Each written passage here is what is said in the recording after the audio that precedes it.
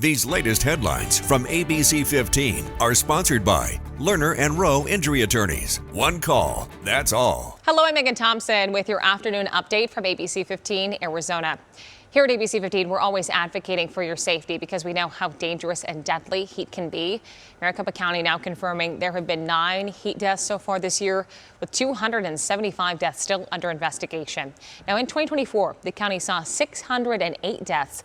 Despite it being the hottest summer on record, it is a drop from the total we saw in 2023. But is that number accurate? That is the focus from ABC15 investigator Nicole Grigg. You can watch her story right now on ABC15.com. Checking back in on the fires in northern Arizona. As local and state leaders call for answers, we're digging deeper into why certain key decisions were made early on. The Dragon Bravo fire started after a lightning strike on the 4th of July. The Park Service deciding to use a control and contain strategy, meaning they used the natural fire to try and clear brush. It's a common strategy in wildland land management. A local fire ecologist telling ABC15 that officials should weigh the benefits of using natural fire to protect the land from future flames, with the conditions that could lead to an uncontrolled blaze.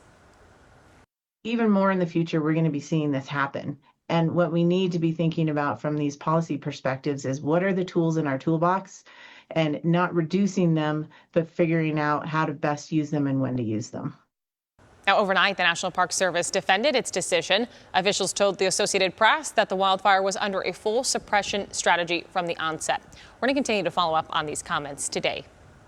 And we have been tracking the primary results as well in the Congressional District 7 special election. It looks like Democrat Adelita Grijalva and Republican Daniel Gutierrez will go head-to-head in September for the general election. For the Democrats, Adelita Grijalva was running to fill her father's seat. Raul Grijalva died in March from cancer. She credited her team's work on the shortened campaign trail. Thank you so much for always having my back and for getting us through what was the hardest time in my life. And I could not have done this without every single one of you. For Republicans, business owner Daniel Gutierrez is running again. He lost to Raul Grijalva in November. He is hoping to unite both parties. The R and the D mean nothing, and we need to get away from that and realize the values that we hold as a people. We need to unite and come together and start fixing things, because if we continue to fight, we're not going to fix anything. Here's some important context. This is considered a deep blue district where the Democrats greatly outnumber Republicans. But we have also seen so much national attention in this race, so we're expecting big spending on both sides of the aisle. The general election will be on September 23rd. You can count on ABC15 to track all sides of this race. It may not feel like it now, but 2026, that will be here before we know it. That's when Arizonans will vote on several key races, including the governor's race. Here are some key dates to keep in mind. Primary election day will be in August of next year. Your last day to register to vote for the general election will be in October, and early voting also starts in October. Then the general election will be November 3rd. Well, it is back to school time in the Valley. Kids are back in the classroom as summer break is wrapping up. More than 40,000 students return in Chandler, the state's second largest school district. Florence and Apache Junction Unified School Districts are also starting their new school year. We hope everyone had a great start. And Smart Shopper parents, listen up.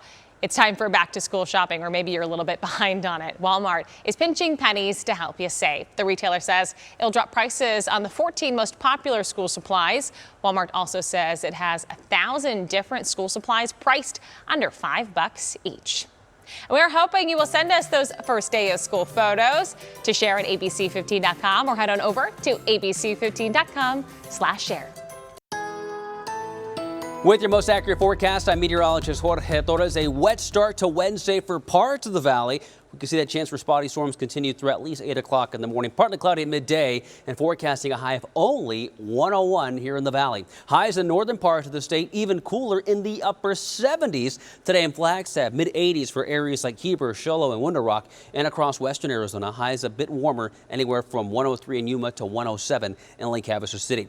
Futurecast showing the chance for spotty storms here and there from midday through the afternoon and evening, favoring areas kind of like we've seen over the past several days up in the high country and along the rim. Best chance for storms in the valley will be late tonight into the early morning hours on your Thursday, and then the chance of rain begins to gradually dwindle the rest of the week. But the possibility of flash flooding does continue with the storms mainly in eastern Arizona. Your 7-day forecast showing a drying trend after Thursday, not just for the valley, but for the high country too, with highs staying in the 70s in Flagstaff through Saturday. We will have another update for you tonight. Until then, get the latest news, weather, and traffic at abc15.com, or you can download that free ABC15 mobile app. These latest headlines from ABC15 are sponsored by Lerner and Rowe Injury Attorneys. One call, that's all.